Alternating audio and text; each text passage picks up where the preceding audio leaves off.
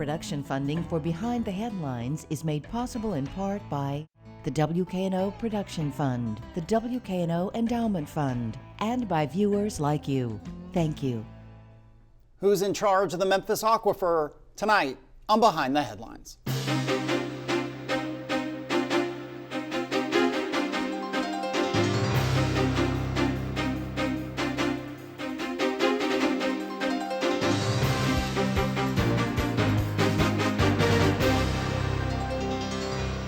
I'm Eric Barnes with the Daily Memphian. Thanks for joining us. I'm joined tonight by Ward Archer, founder of Protect Our Aquifer. Thanks for being here. You're welcome. Brian Waldron is a professor at the University of Memphis who in charge of CSER, which we'll talk more about, but which studies the aquifer and effects and so on to it. Scott Banbury is with the Tennessee chapter of the Sierra Club. Thank you for being here. Thank you. And Bill Dries is a reporter with the Daily Memphian. So we will start with that very question I asked at the top, and I'll start with Brian. You're the scientist and the researcher here. You've been on the show before, and I appreciate you coming back. Sure. CSER, which we'll spell out that acronym in a second, but you'll study the aquifer, what it is. Let's talk about who is in charge of it, and the scale of the aquifer is something that I think people don't always understand, and we'll put a map up in a minute that kind of shows the topography and shows how deep it is, and it crosses borders. People sometimes, I think, naively think it's a big well right beneath downtown, right, or right beneath, Midtown or something like that. So what is the aquifer and who is in charge of it? The aquifer underlies portions of 8 states, so it is a very large regional aquifer system, and it's not an underground lake, it's not an underground river, it's comprised of sand like you would see at the Gulf of Mexico, and the water fills the voids in between the sand space. So that's the construct of it. As to who owns it, it's a very good question. Because it underlies 8 states, portions of 8 states, it's used by each one of different either municipalities or agriculture industry in each of those states. So that is kind of the question at hand, is how do we look at this aquifer as a shared multi-state, interstate resource? And Ward, you founded Protect Our Aquifer in the last couple of years when the coal ash ponds at the Allen power plant, so the TVA was going to mothball, or did ultimately mothball, the coal-fired power plant, moving to a gas-fired power plant that is now part of what powers Memphis via TVA. Protect Our Aquifer was founded why? We were founded in 2016 essentially to help improve the standing of the Sierra Club in the contest with TVA, which was going to wind up in federal court, which it did. This Sierra Club is a national organization, and we formed up a local group of 10 people who were comfortable being on a lawsuit, and we raised a little money and we helped out. Ultimately, the case was dismissed from court, but we got lucky with science. TVA had to admit that the contamination under the coal ash pond was far worse than they thought, and could be moving, and it ultimately led to TDAC asking TVA to do a pump test, which Dr. Waldron was involved in, which proved there was connectivity between the upper and the lower aquifer, which meant if they ran the pumps, they were going to contaminate the aquifer. And we'll bring up a photo that shows part of the coal ash ponds, and it shows the new plant on the left and the old plant on the right, and that is just one or two of the coal ash ponds. Is that correct? That's not the whole right. Of what we're looking at there in the foreground is the east coal ash pond, which is the one that was most recently active. There's a west pond on the other side, which you don't see, which is not in service, but is also included in the proposed cleanup. Coal ash, and I'll get you in here, Scott. Coal ash is what? It's the tailings, or it's a byproduct of burning the coal and it's the combustion residual. So after you burn the coal, you've got ash left over. And in more recent years, when we've been cleaning up the pollution that used to go through the smokestacks, it is increasingly toxic because the things that we want to keep out of the air are now scrubbed out of the stacks and are part of that ash. And so it's got lots of arsenic in it, it's got mercury in it, lead and arsenic and fluoride are the things that have been detected leaking constituents of major concern leaking out of those ponds now. You mentioned the West Pond is on the other side of the coal plant that we just saw in the picture. It was closed and covered with dirt, some years ago, and I think TVA just planned on always just leaving it there. They're now actually looking at removing it as well. There's an environmental impact statement being produced right now to support TVA's decision to remove all of the ash, reinter it elsewhere. We don't know where that'll be yet. It'll likely be the South Shelby landfill. The issues there because we're going to have a lot of trucks rolling through town carrying this ash, and in some communities that's caused health problems or concerns for folks just from the fugitive dust problems. The other thing that we're looking at right now is in preparation for moving that ash, they're going to be dewatering the pond. What is dewatering? I mean, dewatering. So they've got to take all the water out of that ash. There's surface water, but then there's also like the space in between the sands that Dr. Waldron was just talking about. There's pore water, so there's water in between the particles of ash. They need to get all that water out. They're intending to do that under an expired permit that belonged to the coal plant. And there has been no public notice on that, and we're looking at what the effects of that dewatering is. Their plan seems to indicate that they'll be pumping 10 million gallons a day into a small channel that leads to the Mississippi River, and anticipating that 10 million gallons each day is going to contain as much as 1,000 pounds of arsenic. There's unfortunately folks subsistence fishing out of that body of water, and we're very concerned about temporary health impacts that might come with that. Let me get Bill involved. Brian, in 2018, the Memphis City Council passed an increase in Memphis Light, Gas, and Water's water rate that specifically goes to better map the aquifer and specifically where the breaches are in it. And it's taken a little while to coordinate this study, but CSER is now moving ahead with trying to map where things are in relation to our water supply, correct? Yes, so we have started that process of mapping these naturally occurring breaches in the protective clay layer over our aquifer that allows us transfer of water poor quality through. We have, we're being a university, we're all about students. So we have 5 students working on that now. We had a late start due to some contractual issues, but in fall of 2019, which is coming up, we're bringing on about 13 more projects looking specifically in Shelby County at what's going on with the aquifer system.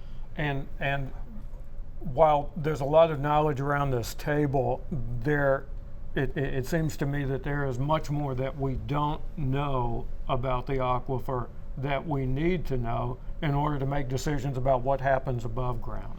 Right. I mean, there's like, from what we've recognized, 15 possible breaches.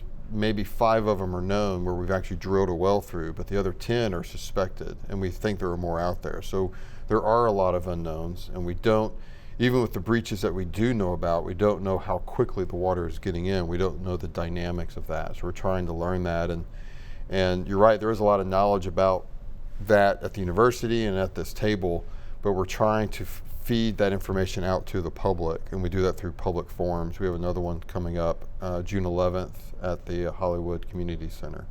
And do you have graduate students who are coming from elsewhere, not just the University of Memphis, to work on this? They're coming from all around the world. We are getting the top students from around the world to come here and work on this study.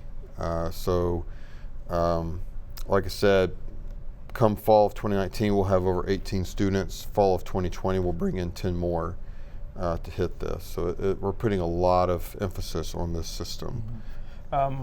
Warden Scott, what does this information mean in terms of talking about proposals to put a dump somewhere, proposals to build and drill wells into the ground? What do groups like yours do with that information that comes out of this?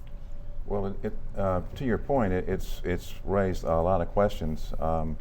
We are, I believe we're the largest city in the country to get all of its water from the ground.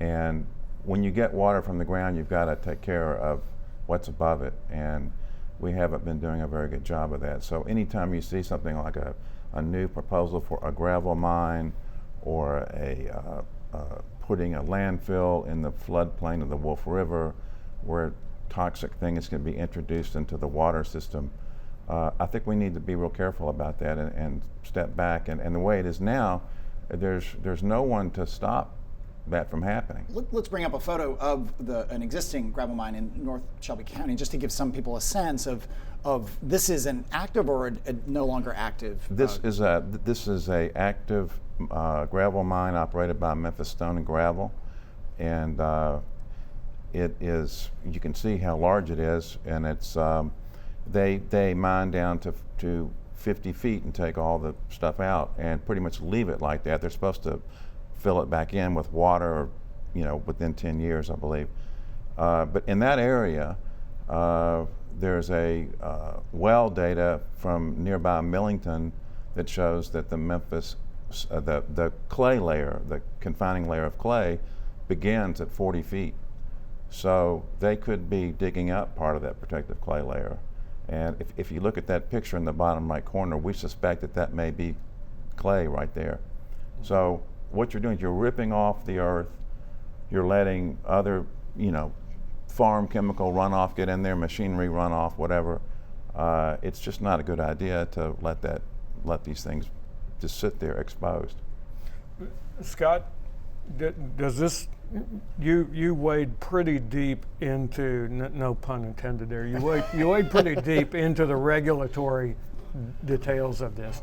Does a better knowledge of how this works and what's below absolutely, because anytime, first our city council is looking at land use decisions relative to landfills or gravel mining.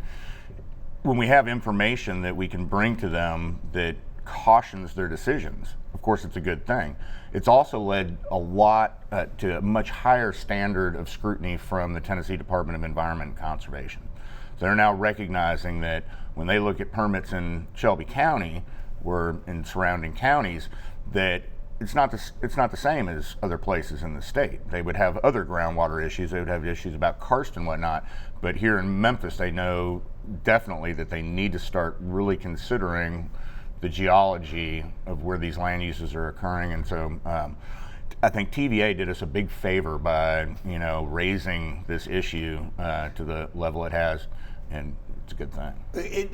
It was raised, and I think it's the time you were on the show, if I'm not mistaken, because, and it was a surprise to a lot of people that basically you could kind of sort of just go drill a well without anyone's permission. I mean, back to that whole question of who's in charge. And that's right. And whether you had industry or you were a coal plant or you wanted some water for your house, I mean, you really kind of sort of just, there's a group that oversees that, but there wasn't a heck of a lot of digging into the questions about whether those should be whether the drilling should be happening. And now we've changed our regulations that if you're going to dig a major well, it's automatically appealed before the board and has to be scrutinized and receive input from Caesar and others before they can issue.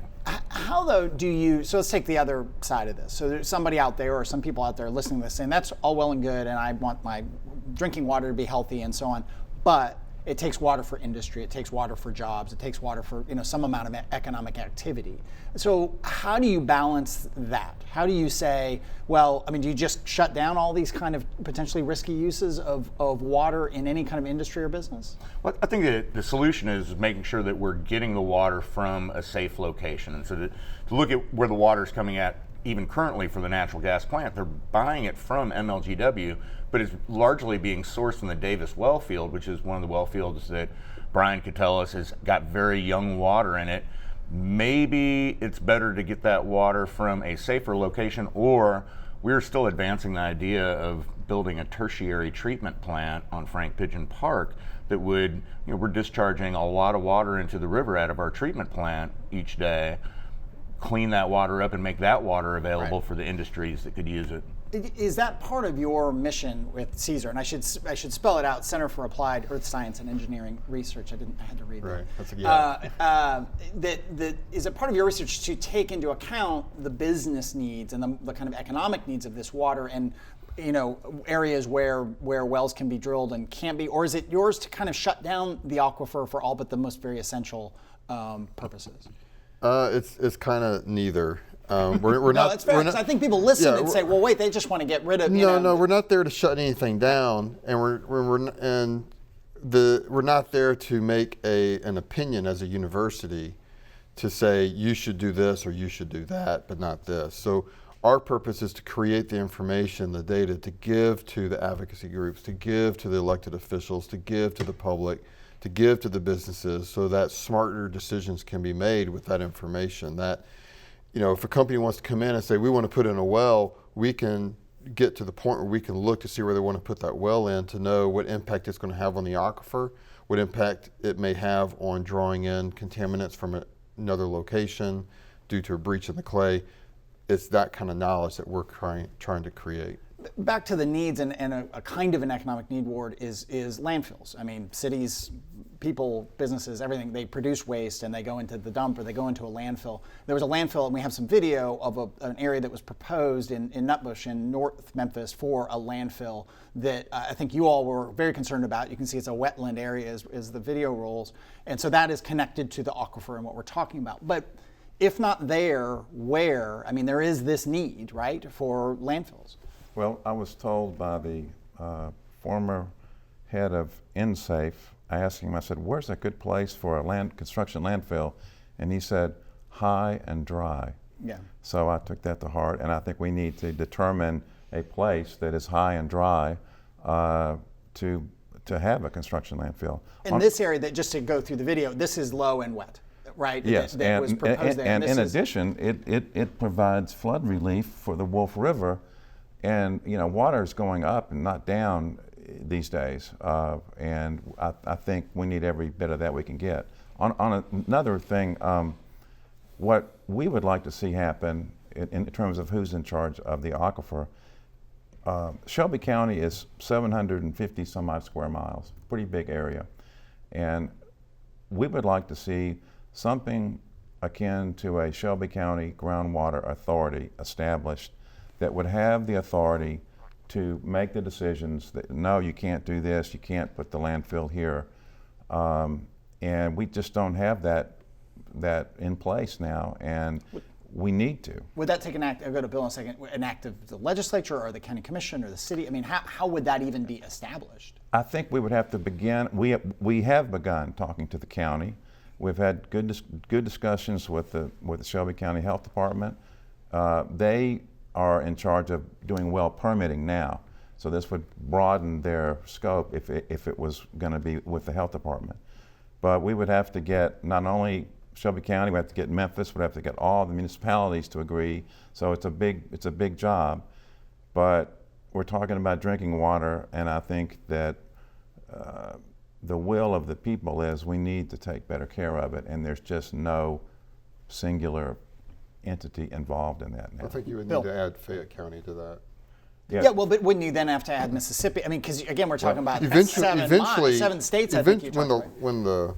Eventually, the U.S. Supreme Court case. Eventually, whenever that is solved, I think the outcome is going to be a compact, a multi-state compact. So that will be the outcome. But locally, Fayette County is our recharge zone that's where rain replenishes our groundwater. So they need to be a party to what is going on the land. Like Ward said, our water's on the ground, but there's this overburden above it, and we need to be protective of the land above it. So and the other point that comes up there is that we could do all we wanted to do here in Shelby County, but industries are going to want to come here. Our water is great. It saves them a lot of money to use our water because they don't have to treat it any further. I was just at St. Jude's doing an installation of art and had to go up to the roof to hang our scaffolds and went through their filtering room. I was wearing a Protect Our Aquifer shirt, and the guys working in that room were like, thank you for protecting the aquifer.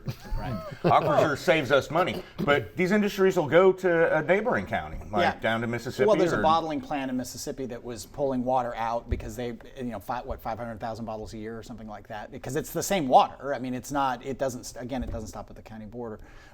Bill, let's get going. We should also note that the federal court case that Brian's talking about is a pretty long-running set of litigation between Tennessee, the state of Tennessee, and the state of Mississippi over who has the rights to access that water.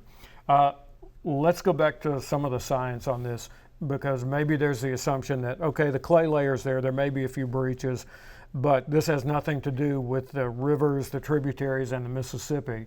There is a relationship. There is a relationship. Yeah, even though there's that clay layer that sits that protects our primary drinking water, the Memphis aquifer, up above that is the shallow system, and that is what is more in direct contact with the rivers.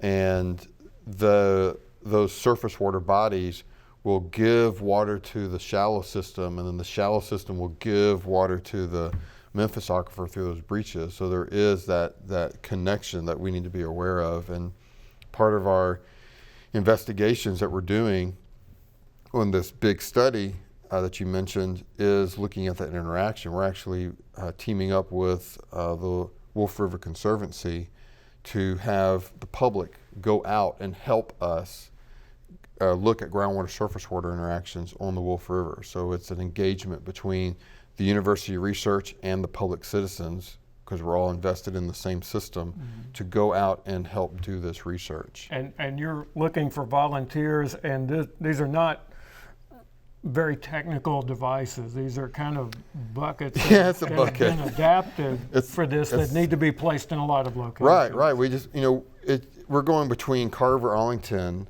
on the Wolf River and Highway 51. It's going to take us a week to deploy these instruments, and it's just a bucket.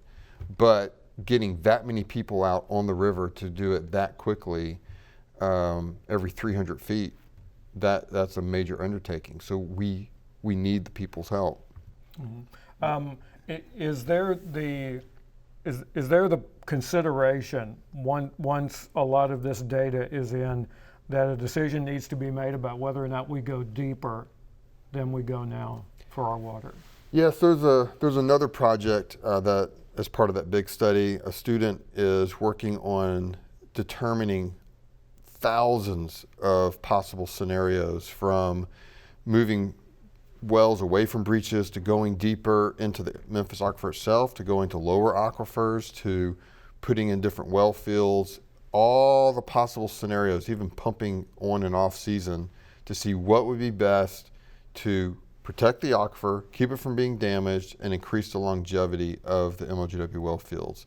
So that is a major undertaking, running thousands upon thousands of scenarios. You were going to add something.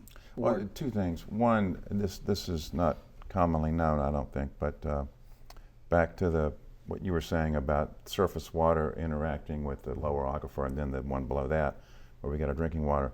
There's a fish advisory on every single moving body of water in Shelby County. That would be in the Mississippi, or that would be in the Wolf River, or that would be all of them. You can't eat a fish, or you should not eat a fish Right. caught in any of these moving bodies of water. because They're there's chlordane, there's mercury in some places, pesticides, PCBs. It's different depending on which, if you're in Nonconnah Creek or the Wolf River, but there's one on every single, the Cypress Creek, and that's to me personally, I find that very disturbing to think that every body of water is contaminated. do you think there's a kind of complacency people have? Maybe this is a question for both of y'all, that people are like, well, yeah, duh. Yeah, you shouldn't eat that. I mean, yeah, it's right next to the highway. And people just sort of become numb to some of these things, Yeah, or I kind of think- immune to the well, I think some notion real- that that's shocking.